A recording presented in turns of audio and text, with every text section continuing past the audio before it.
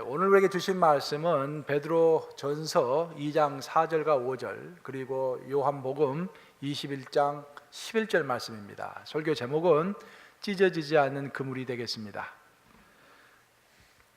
사람에게는 버림바가 되었으나 하나님께는 택하심을 입은 보배로운 산돌이신 예수께 나아가 너희도 산돌같이 신령한 집으로 세워지고 예수 그리스도로 말미암아 하나님이 기쁘게 받으실 신령한 제사를 드릴 거룩한 제사장이 될지니라. 요한복음 21장 11절 한 목소리로 같이 읽습니다. 시작. 시몬 베드로가 올라가서 그물을 육지에 끌어올리니 가득히 찬 큰 물고기가 153마리라 이같이 많으나 그물이 찢어지지 아니하였더라. 살아계신 하나님의 말씀입니다. 뒤쪽에 에어컨을 좀 틀어주면 좋겠습니다. 에어컨을. 오늘 본문을 보시면 이제 베드로가 고기를 잡았던 이야기가 나옵니다. 우리가 고기를 아무리 많이 잡아도 그물이 찢어져 가지고 고기가 다 새나가면은 별 필요가 없을 것입니다. 우리의 영적인 세상도 마찬가지입니다. 우리가 아무리 많이 은혜를 받고 아무리 많은 은사를 받아도 그것을 수용할 만한, 그것을 유지할 만한 우리의 영적 그물이 튼튼하지 않으면은 다 새나가는 것입니다. 한국에서 이제 말하기를 세계에서 제일 교육열이 높은 나라가 바로 한국이다라고 자랑스럽게 생각을 해요. 그 사실입니다. 그런데 교육열이 그렇게 높아도 그 결과가 신통치가 않은 것 같아요. 그 투자한 만큼 나오지가 않습니다. 그럼 왜 이렇게 교육열이 높고 투자를 많이 해도 결과가 신통치가 않느냐? 그 이제 원인 분석을 하는데 제가 그런 말을 들었습니다. 한국은 학생들의 성적과 실력이 별개로 논다라는 거예요. 성적이 좋으면 실력이 좋아야 하는데 성적은 좋은데 실력이 별로 좋지 않은 것입니다. 예를 들어 보면은 영어 시험을 보면은 전부 80점, 90점, 100점 다 맞아요. 이렇게 영어 시험을. 근데 미국에 와서 미국 사람들 만나서 한번 대화해봐라 그러면은 10분도 대화를 이어갈 수가 없다라는 것입니다. 또 역사 교육도 마찬가지예요. 우리가 국사, 세계사 시험은 잘 봅니다. 90점, 100점을 맞아요. 근데 사실 역사 과목을 우리가 공부하는 이유는 역사 의식을 기르기 위해서 역사 공부를 하는 것인데 시험은 잘 보는데 역사 의식이 없는 거예요, 학생들이. 그렇죠? 또 학교 다닐 때 보면은 제일 쉬운 시험이 도덕 시험입니다. 도덕이나 윤리는 항상 거의 90점 이상을 맞아요. 누구든지 가장 쉬워요. 근데 도덕 의식은 학생들이 전혀 없는 거예요. 이렇게. 성적과 실력이 별개로 움직이는 것입니다. 우리 영적인 것도 저는 마찬가지라고 생각해요. 영적으로 보면은 우리가 겉으로 보면은 영적인 경력도 화려하고 뭐 여기저기서 뭐 여성교회 회장도 하고 장로도 하고 뭐 화려한데 사실 그 영적인 실력이 거기에 따라가지 않는 그런 경우를 참 많이 볼 수가 있는 것입니다. 오늘 본문을 보시면은 베드로 이야기가 나오는데 베드로가 예수님을 첫 번째로 만난 날, 그날 저녁에 밤이 새도록 베드로는 고기를 잡았습니다. 밤새 내내 고기를 잡다가 아침에 이제 해가 뜰 때 예수님을 만난 거예요. 예수님이 물어봤어요. 너 고기 많이 잡았느냐? 그때 베드로가 내가 밤이 새도록 수고했지만 고기를 한 마리도 잡지 못했습니다. I caught nothing. 한 마리도 잡지 못했다고 이야기했어요. 그래서 예수님께서 그를 불쌍히 여기셔서 그럼 너 이제 깊은 데로 가서 그물 한번 던져보아라. 그렇게 이야기했어요. 그래서 베드로는 이미 다 그물도 다 씻어놓고 집으로 가서 잠을 자려고 했는데 예수님께서 말씀하시니까 다시 한번 용기를 내가지고 깊은 곳에 가서 그물을 던졌어요.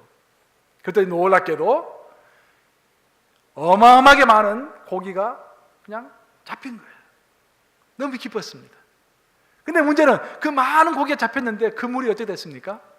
그물이 찢어지고 말았어요. 고기를 아무리 많이 하나님께서 주셔도 그것을 담지 못하니까 찢어져 가지고 고기가 다 다시 새 나간 것입니다. 베드로는 그 이후에 예수님의 제자가 되었습니다. 예수께서는 베드로를 데리고 3년간 교육을 하셨는데 그 교육이 바로 다른 게 아니라 제자 훈련입니다. 오늘날 말하는 제자 훈련을 3년간 받은 거예요. 예수님 따라다니면서. 그래서 온갖 시험도 받고 도전도 이겨내면서 훈련을 잘 받았습니다. 하지만 마지막 한 가지 훈련을 통과하지 못했어요. 마지막 한 가지 훈련을 통과하지 못해서 예수님을 배반합니다. 예수님을 배반한 그 수치감 때문에 베드로는 이제 사역을 다 내려놓고 나는 도저히 사역할 사람이 아닌가 보다. 옛날 직업인 고기잡이로 다시 돌아가야겠다라고 다시 갈릴리 바닷가로 돌아갑니다. 그리고 그날도 밤새 내내 고기를 잡았어요. 고기를 잡았을까요? 못 잡았을까요? 못 잡은 거야. 그러니까 그 세팅이 똑같아요. 베드로가 예수님을 처음 만난 날하고요, 베드로가 예수님을 마지막 만난 날이 세팅이 똑같습니다. 배경이 똑같습니다. 그날도 열심히 밤새 내내 고기를 잡은 거예요. 다른 제자들과 함께. 근데 고기를 한 마리도 못 잡은 거예요. 그리고 돌아오고 있는데 예수께서, 부활하신 예수님께서 거기에 서 계셨어요. 베드로야, 고기를 잡았느냐? 한 마리도 못 잡았습니다. 그래, 이번에는 깊은 곳까지 갈 필요가 없다. 이번에는 오른쪽에 그물을 던져보아라. 참, 하나님은 다채로우신 하나님이세요. 언제는 깊은 곳에 그물을 내리라고 하시더니 이번에는 깊은 곳이 아니야. 이번에는 깊은 곳까지 갈 필요도 없어요. 그냥 있는 곳에서 오른쪽으로 그물 던져봐라 그러신 거예요. 오른쪽으로 그물 던져봤어요. 그래서 놀라운 일이 벌어집니다. 어마어마한 고기가 잡힌 거예요. 153마리가 잡힌 것입니다. 그런데 놀라운 것은 그물이 찢어졌을까요? 찢어지지 않았을까요? 이번에는 그물이 찢어지지 않는 것입니다. 그 사실을 요한은 기록하면서 강조해서 이번에는 그물이 찢어지지 않았다라는 이야기를 아주 강조해서 묘사하고 있는 것입니다. 그것이 오늘 본문인 요한복음 21장 11절입니다. 우리 한번 같이 읽어볼까요? 뭐라고 했는지. 시작.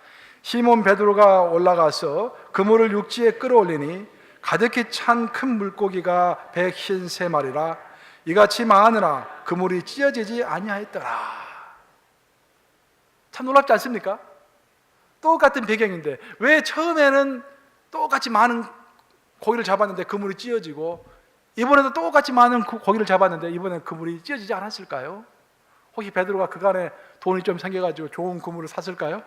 브랜드 네임이 있는 그냥 이렇게 나이키 그물 같은 좋은 걸 샀을까요? 그건 분명히 아니에요. 그래서 성경에서는 우리에게 암시를 하는 것입니다. 처음에는 베드로가 하나님이 하늘에서 아무리 선물을 주고 좋은 것을 줘도요, 그것을 담을 만한 영적인 그물을 가진 사람이 아니었어요. 그래서 그게 찢어진 것입니다.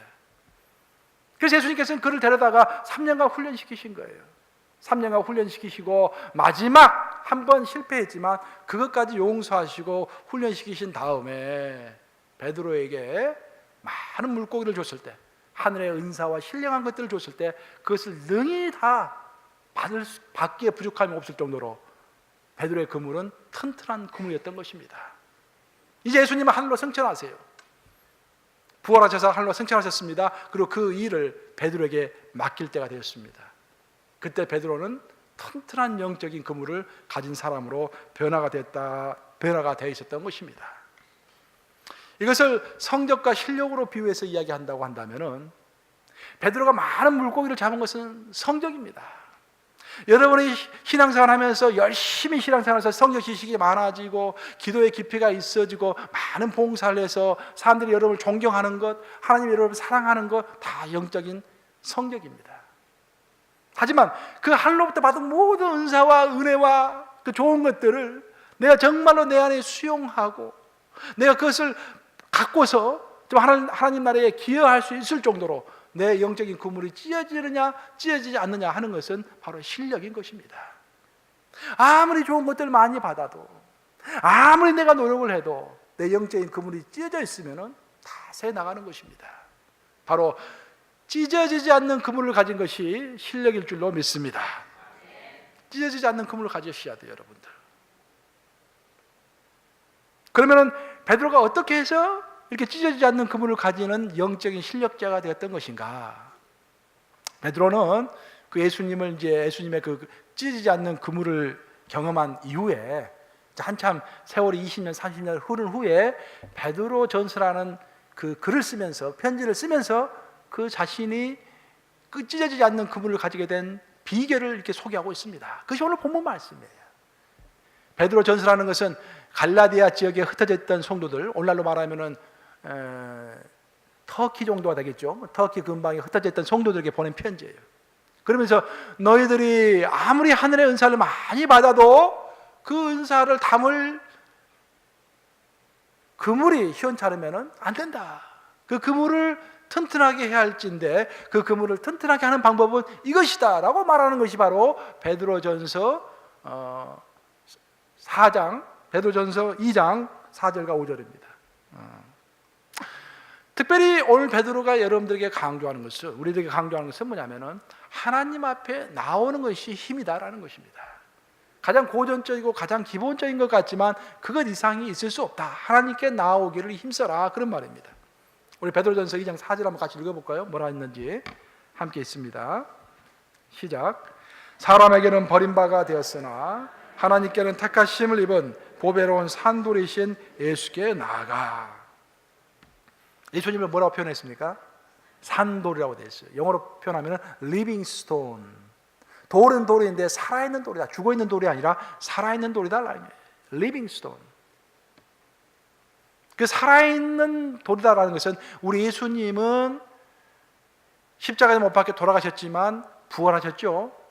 그래서 하나로 승천하셨지만 지금은 그분의 영으로 우리와 함께 하시는 것입니다. 그래서 예수님은 죽으신 것 같지만 지금 살아계신 거예요. 믿습니까 여러분? 가장 기본적인 신앙 고백입니다. 우리 예수 그리스도는 그분의 영인 성령으로 우리와 함께하고 계시는 거예요 지금. 예수께서는 살아계세요 지금. 그리고 예수님께서는 반석이십니다. 스톤, 돌이다라는 거예요. 흔들리지 아니하고 한 번 약속하신 것은 지키시고 한 번 뜻하시고 한 번 애정하신 것은 기어이 이루시는 그런 하나님이다라는 거예요. 그런 산돌이신 하나님께 나아갔을 때 우리가 영적인 실력을 얻게 된다라는 그런 이야기를 하고 있습니다.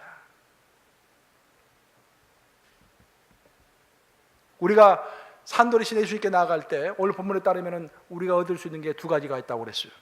첫째는 우리 또한 산돌처럼 하나님과 함께 할 수 있다는 거예요. 그러니까 두 번째로는 이 신약의 시대에도 신약의 제사장이 되어서 이 땅을 누리면서 살아갈 수 있다는 것들을 소개하고 있습니다. 그래서 오늘 본문을 보면서 두 가지를 잘 이해해야 돼요.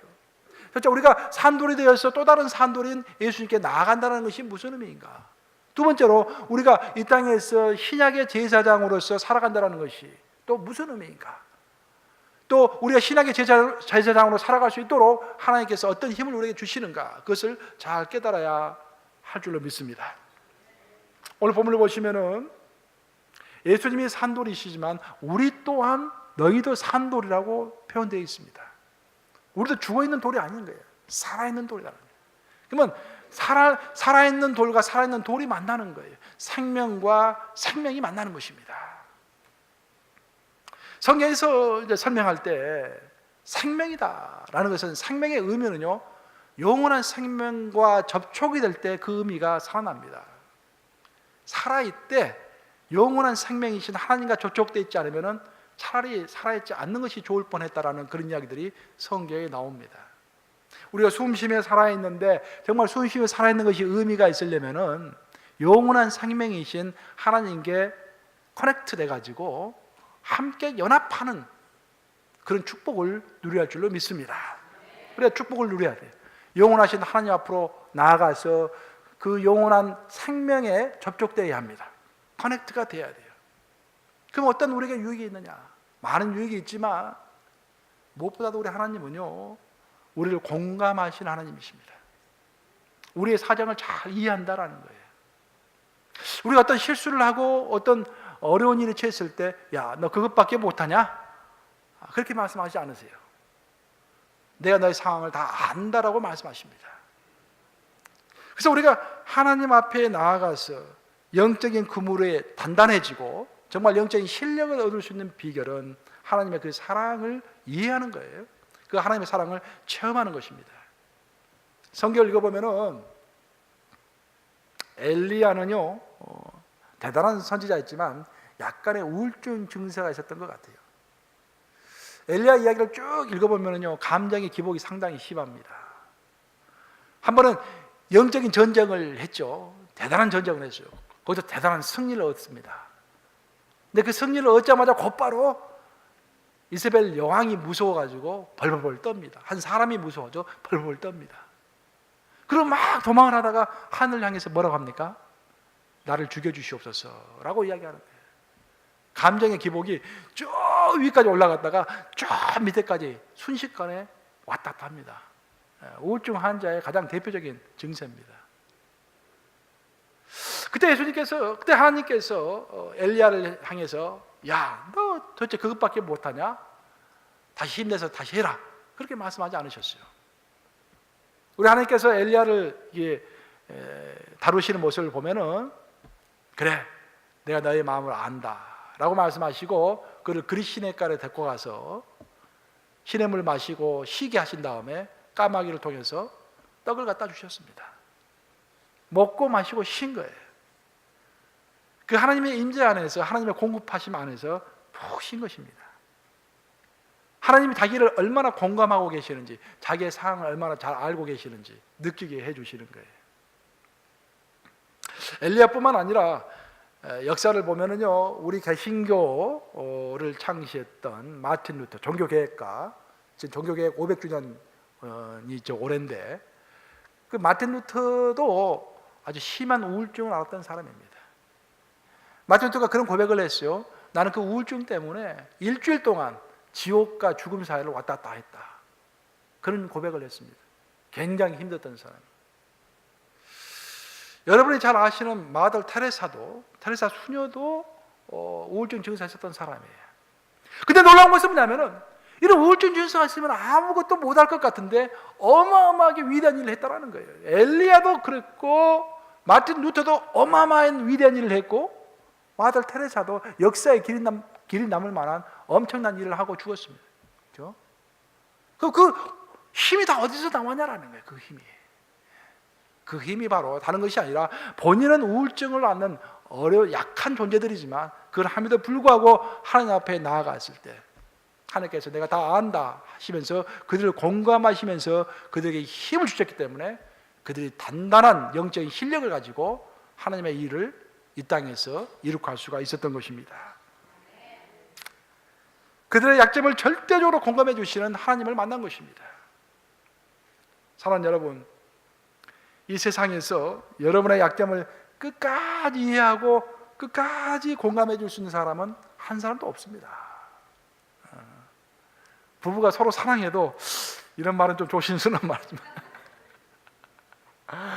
부부 중에 하나가 아파가지고 계속 괴롭힌다고 한다면은 병 앞에서 장사가 없다고 그러잖아요. 그런 말도 하잖아요. 부모도 자식을 사랑하지만 한계가 있습니다.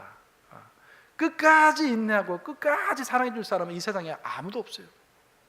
모든 사람은 인내의 한계를 가지고 있습니다. 하지만 우리 성삼위 하나님은 다르다는 거예요. 그래서 우리는 성부 하나님, 성자 예수님, 성령 하나님께 나아가야 할 줄로 믿습니다. 이렇게 하나님께 나아가는 것이 우리를 찢어지지 않는 그물을 가진 신앙의 실력자로 만들어 주는 것입니다. 어떻게 우리가 찢어지지 않는 그물을 가질 것인가? 첫 번째, 가장 기본적인 것, 가장 중요한 것, 꼭 놓치지 말아야 할 것, 그것은 하나님 앞으로 나아가는 것입니다. 오늘 본문을 보시면은 또 우리가 하나님 앞으로 나아갈 때 하나님께서 우리에게 또 다른 특권을 주시는데, 그것은 이 신약의 시대에 영적인 제사장으로 살아갈 수 있는 특권을 우리에게 주시는 것입니다. 제사장이다라는 단어는 구약에서 나온 단어이기 때문에 여러분들이 좀 잘 이해할 필요가 있습니다. 제사장은요, 특권도 있지만 의무도 있어요. 특권은 뭐냐면은 하나님을 직접 만나는 사람이 제사장입니다. 구약의 시대에는 일반 백성이 하나님께 직접 나아갈 수가 없었어요. 반드시 제사장을 통해서 하나님께 나아가는 거야. 제사장만이 하나님을 직접 만날 수가 있어요. 일반 백성들은 제사장을 통해서 만나야 합니다. 근데 신약의 시대는 그럴 필요가 없어졌어요. 신약의 시대는 모두가 다, 여러분 다 왕 같은 제사장이기 때문에 직접 나가서 하나님을 만날 수가 있게 되었습니다. 신약 시대는. 그게 특권이에요. 하지만 이런 특권을 하나님께서 주신 반면에 우리에게 또한 제사장으로 살아갈 수 있는 의무도 우리에게 주셨습니다. 그런데 우리가 하나님 앞으로 나아갈 때, 산돌이신 예수님께 나아갈 때 그 의무를 다 이행할 수 있도록 하나님께서 우리를 도우신다라는 거예요. 그러면 우리가 이 신약 시대를 제사장으로 살아가는데 가져야 할 의무가 무엇인가? 제사장은요, 성경을 읽어보면, 구약을 읽어보면 세 가지 의무를 가지고 있습니다. 그 세 가지 의무를 꼭 지켜야 돼요. 첫 번째 제사장의 의무는 불을 끄지 않는 의무입니다. 우리 한번 따라서 해볼까요? 불을 끄지 말아야 한다. 영적 제사장의 첫 번째 의무입니다. 불을 끄지 않는 것입니다. 성경을 읽어보면은, 레위기를 읽어보면은 불은 세 가지 불이 있습니다. 하나님의 임재를 모으신 이 성전에 들어가면은요, 세 가지 불이 있었어요. 처음에는 성막 뜰에 있는 번제단의 불입니다. 그 불이 항상 예배를 상징합니다. 그리고 성소 안으로 들어가면은 지성소로 들어가는 문 입구에가 향단이 있습니다. 향을 피우는 향단이 있습니다. 그 향불을 꺼트리면 안 됐어요. 그리고 성소에 가면은 왼쪽에 7개의 금 등대가 있습니다. 그 금 등대의 불도 꺼트리면 안 됐어요. 여기서 제단이라는 것은 이제 하나님께 드려지는 제물을 태우는 장소죠. 그것은 곧 예배를 상징합니다. 그리고 성소 안으로 들어가면 거기에 있는 향단은 요한계시록에 나와 있는 것처럼 기도를 상징합니다. 우리가 드리는 기도는 하나님께서 흠양하기에 맡으시기에 향기로운 그런 냄새라고 했어요. 향불이 올라가는 것을 기도로 묘사하고 있습니다. 기도예요. 왼쪽에 있는 금등대에 있는 불은 성령을 상징합니다. 결국 우리 신약시대를 살아가는 우리들이 항상 꺼뜨리지 말아야 할 것은 세 가지 불이에요. 첫째는 예배의 불, 두 번째는 무슨 불? 기도의 불. 야, 듣고 계시네, 제대로. 세 번째 불은 성령의 불. 이 세 가지 불을 꺼뜨리지 말아야 하는데 그 중에 가장 기본이 되고 중요한 불이 제단불입니다. 그 제단불을 가지고 가서 향불을 키우는 거야, 드는 거야. 그 때문에 다른 말로 쉽게 이야기하면 오늘날 우리가 끄지 않아야 할 불이 세 가지가 있는데 그 중에서 가장 기본적인 게 예배의 불이에요. 가장 중요하고 가장 기본적인 것입니다. 우리가 함께 모여서 예배를 드리면서 우리의 기도가 깊어지는 거예요. 우리에게 예배를 함께 드리면서 성령이 충만해지는 거예요. 성령 충만해서 예배 드리는 게 아니라 예배를 드리다가 내가 성령 충만하지 않았고 내 마음이 깨어지고 막 굉장히 복잡해도 이렇게 함께 예배 드리는 가운데 우리의 성령을 받는 거예요. 어떨 때는 기도하고 싶지 않아요. 그렇죠? 다 귀찮아요. 그냥 기도 뭐고 다 필요 없다고 하고 싶지 않아요. 그래도 와서 함께 예배 드리면은 기도하는 마음이 생기는 거예요. 이게 불을 붙여주는 거예요. 무슨 불? 예배의 불이 중요하다, 그런 말이에요. 그런데 이 불을 꺼트리지 않고 끝까지 이렇게 켜고 가는 것, 그것은 내 힘으로 안 된다는 것입니다.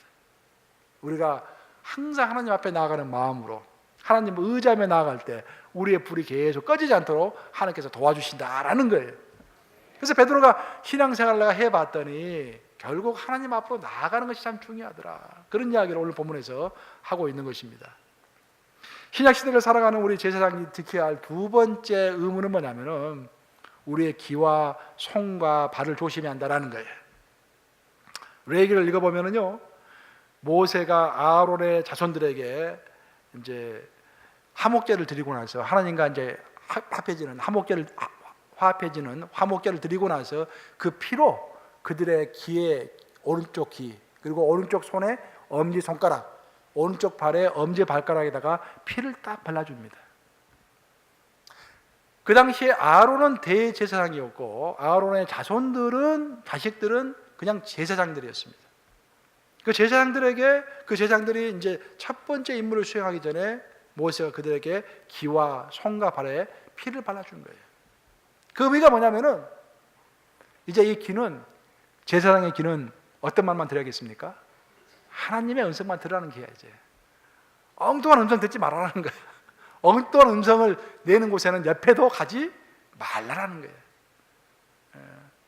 좋지 않은 이야기, 가십, 비판, 그런 것은 근처도 가지 말라는 거예요. 좋은 이야기만 들으라는 거예요. 그게 제사장의 임무다라고 이야기합니다. 손에다가 피를 바르는 이유는 뭡니까? 이제 이 손을 가지고 나쁜 데 쓰지 말고, 도박하는데, 마약 먹는데, 그런 데 쓰지 말고 하나님이 원하시는 좋은 일만 하라, 그런 말이에요. 발에다가 피를 바르는 이유는 뭐겠습니까? 엉뚱한 곳에 가지 말고 정말 좋은 소식을 전하는 발이 되어서 정말 너를 필요로 하는 사람들, 다른 사람들 도와주고 하나님이 기뻐하시는 곳에 가는 그런 발이 되라, 그런 말입니다. 그런데 이 모든 것이 내가 듣는 것, 내가 만지는 것, 내가 발을 딛는 것, 이 모든 것 가운데 우리가 하나님께 나아갈 때 하나님께서 우리를 인도하셨어. 정말 듣기 좋은 하나님의 말씀, 꼭 하나님께서 원하시는 것, 그 하나님 원하는 장소, 그것을 정말 만지고 듣고 걸어가는 그런 사람이 될 수 있다라는 이야기를 오늘 본문에서 또 하고 있는 것입니다. 마지막으로 구약의 제사장들은 다른 사람들 위해서 제사를 드려주기 전에 반드시 자신을 위한 제사를 먼저 드려야 했습니다. 그것이 신약을 살아가는 우리들의 의무이기도 합니다. 사실 제사장은 이제 다른 사람이 죄를 지은 사람이 오면은 그 사람의 죄를 없애주기 위해서 그 사람이 가져온 재물을 가지고 하나님께 나가는 사람 아닙니까? 쉽게 얘기하면 통로가 되는 거예요. 통로가 하나님과 그 사람 사이에 통로가 되는 거예요. 우리 수도물로 비유하면은 저 수도물이 있는 그 물 원천에서 이제 우리가 싱크대에서 물 받아 먹는데 그 받아 먹으려면은 그 수도관이 있죠, 수도관. 근데 물은 크리스탈 물처럼 굉장히 맑은데 만약에 수도관이 녹슬어 있으면은 물을 받아 먹는 사람은 어떤 물을 먹을까요? 녹물을 먹는 거예요, 녹물을. 그래서 그 관 자체가 녹이 슬지 않은 것이 너무도 중요합니다. 마찬가지예요. 제사장도 구약의 제사장도 다른 사람을 위해서 제사를 드려주기 전에 먼저 2가지 제사를 드리라고 했어요. 구약에 나와 있는 제사는 5가지 제사인데 5가지 중에서 5가지 다 드릴 필요가 없고 꼭 2가지는 드려야 돼요. 그 중에 그 2가지가 뭐냐면 첫째는 속죄제를 드려야 되고 두 번째로는 번제를 드려야 합니다. 속죄제라는 것은 내가 죄가 있기 때문에 하나님 앞에서 내 죄를 고백하고 내 죄를 없애는, 나를 깨끗하게 하는 그런 제사입니다. 반면에 번제라는 것은 그 재물을 완전히 태움으로 인해서 내가 하나님께 모든 것을 다 내려놓고 이제 하나님께만 헌신합니다 라는 헌신의 표시예요. 그래서 오늘날 이 땅에서 우리가 신약의 제사장으로 살아간다는 의미는 항상 하나님께 나아가서 내 죄를 고백할 뿐만 아니라 이제는 내가 하나님의 뜻대로만 살겠습니다 라고 먼저 하나님께 고백해라 라는 것입니다. 그리고 나서 다른 사람의 축복의 통로가 되라 그런 말이에요. 나부터 깨끗해야 다른 사람을 깨끗하게 해줄 수가 있습니다. 나부터 은혜를 받아야 다른 사람의 은혜를 줄 수 있을 거 아니에요. 내 잔이 차고 넘쳐야만이 다른 사람의 잔을 채워줄 수 있을 거 아니에요. 내 잔이 아무것도 없는데 어떻게 다른 사람의 잔을 채워줄 수가 있어요? 내가 은혜가 아무것도 없는데 어떻게 다른 사람의 잔을 채워줄 수가 있습니까? 내가 재추성이고 내가 정말 검정 시커먼 것들이 내 마음에 가득 차 있는데 어떻게 다른 사람들에게 착하게 살라고 할 수 있겠습니까? 이렇게 나의 모든 문제를 해결하고 내가 먼저 충만해지는 것은 오직 하나님 앞으로 나아갈 때만이 가능하다라고 오늘 본문은 이야기하는 것입니다. 결국 우리가 산돌이신 예수님께 나아갔을 때 우리 또한 산돌이 돼서 하나님과 연합할 수 있고, 동시에 우리가 정말 산돌이신 예수님께 나아갈 때 그분으로부터 받는 에너지와 힘으로 또 신약 시대에 제사장으로서 마땅히 살아갈 수가 있는 것입니다. 결국 오늘 본문을 통해서 베드로가 이야기하는 것은 너희가 찢어지지 않는 그물을 가지고 싶으냐? 그러면 하나님 앞에 나아가라라는 것입니다. 산돌이신 하나님께 접촉해라. 생명과 생명이 만나라. 그런 말을 하고 있습니다. 이제 말씀을 마무리합니다. 지금부터 한 1400년 전에 기독교가 상당히 많이 타락하고 힘들었습니다. 그때 이제 한 1400년 전에 그 타락한 기독교의 염증을 느끼고 많은 사람들이 이집트에 있는 사막에 모여서 이제 신앙생활을 했어요. 그래서 함께 모여가지고 기도도 열심히 하고 성경도 열심히 읽고 그렇게 살았습니다. 그들을 우리는 보통 사막의 교부들이라고 그래요. 그때 이제 그들이 경험했던 것들, 또 그때 그들이 이제 했던 이야기들을 모아가지고 책을 펴냈는데 그것이 사막의 교부들의 금언이라는 책입니다. 그 책을 읽어보면 여러 가지 재밌는 이야기도 많이 나오는데 그 중에 이제 한 가지를 여러분들에게 소개하면서 제가 설교를 마치고자 합니다. 그 사막의 교부 중에서 특별하게 영성이 아주 뛰어난, 그리고 투시의 은사도 있는 그런 아주 원로가 한 명 계셨어요. 하루는 그 원로가 이제 거기 있는 이제 수도사들 다 데리고 식사를 했습니다. 광야에서 식사를 한 거예요. 근데 그 이제 광야 공동체 식사의 규칙이 있는데 그 규칙은 뭐냐면은 두 가지 이상 음식을 한꺼번에 먹지 않는 거였어요. 그래서 그날의 음식은 딱딱한 마른 빵하고 또 콩깍지를 살짝 데쳐가지고 이제 소금기를 약간 해서 먹는 콩과 딱딱한 빵 두 가지 음식이었습니다. 그것을 이제 먹는 거예요. 감사한 마음으로 먹는 것입니다. 근데 먹고 있는데 갑자기 놀랄만한 일이 벌어졌어요. 그 원로의 영안이 확 뜨이면서 하늘로부터 오는 그런 환상이 눈앞에 딱 펼쳐진 것입니다. 그 환상을 봤더니 거기에 모여있는 사람이 사람은 똑같은데 분명히 음식은 똑같은 음식이었는데 먹을 때 보니까 어떤 사람은 꿀을 먹고 있고 어떤 사람은 가꾼 빵을 이렇게 맛있는 빵을 먹고 있고 반면에 어떤 사람은 그냥 그 짐승이 배출한 그 배설물을 썩힌 그 거름을 먹고 있는 거예요. 깜짝 놀라가지고 주님 이게 무슨 뜻입니까? 라고 하나님께 물어본 거예요. 하나님께서 응답했을까요? 응답했겠죠. 그러니까 이야기가 되겠죠. 응답을 했어요. 하나님의 설명에 따르면 이렇게 말씀하시더랍니다. 사랑하는 아들아, 여기에 모여서 다 함께 식사를 하고 있는데 어떤 사람이 이 마른 빵과 이 콩깍지를 정말 꿀을 먹듯이 먹는, 맛있게 감사하는 마음으로 먹는 사람이 있고 어떤 사람은 갓 구운 빵을 먹는 것처럼 정말로 감동하면서 먹는 사람이 있는 반면에 어떤 사람은 겉으로는 여기 앉아있지만 몸은 이 거룩한 장소에 있으나 마음속으로는 이런 불평 저런 불평하면서 하늘의 음식을 배설물의 거름으로 만들고 있는 자들이다. 바로 이 장소에는 두 부류의 사람이 있는 것이란다 라고 말씀하셨다고 적혀 있습니다. 사랑하는 여러분, 그 사람들이 사막까지 가서 신앙생활을 하고 하나님께 기도하고 열심히 신앙생활을 했다라는 것들은 굉장한 신앙 성적이 좋다라는 그런 이야기입니다. 그렇죠? 우리가 보통 다짐 가지고 뭐 있는 거 다 버리고 사막까지 갈 수 있겠어요? 가기 힘들죠. 그러니까 우리는 인정해 줘야 돼요.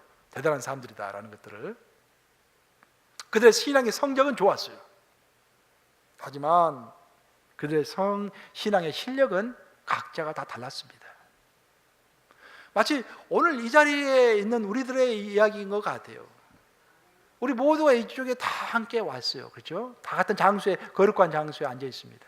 신앙의 실력이 상당히 좋은 것입니다, 여러분. 주일날 할 일이 얼마나 많아요.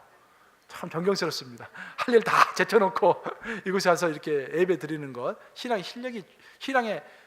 성적이 좋은 거예요, 여러분들. 그런데 하나님 보시기에는 신앙의 실력이 지금 다 다른 거예요, 지금. 나에게 투시 능력이 있다면은 저도 이제 누가 이렇게 신앙의 실력이 좋은지 보이겠죠. 그들 중에는 살아계신 하나님을 끊임없이 의식하면서 그분께 나아가서 그분이 주신 것을 감사하고 기뻐하는 자들을 하나님은 알고 있었던 것입니다. 바로 그 사람들이 찢어지지 않는 그물을 가진 사람들이었고 신앙의 실력을 가진 사람들이었습니다. 어디에서 무엇을 하든지 무엇을 먹든지 어떤 상황에 처했든지 감사하면서 기뻐하면서 그 마른 빵과 정말 그 삐뚤어진 콩깍지를 먹으면서도 정말 하나님께 기뻐했을 때 그들이 영적인 실력이 있는 자들이었어요. 부디 항상 하나님 앞으로 나아가서 찢어지지 않는 그물을 갖게 되는 여러분 되시기를 우리 주님의 이름으로 축복합니다. 그래서 이 신약의 시대 거룩한 제사장으로서 다른 사람의 정말 축복의 통로가 되고 하나님의 뜻대로 하나님의 나라를 확장하기에 부족함이 없는 튼튼한 그물을 가지시는 여러분 되시기를 우리 주님의 이름으로 축복합니다.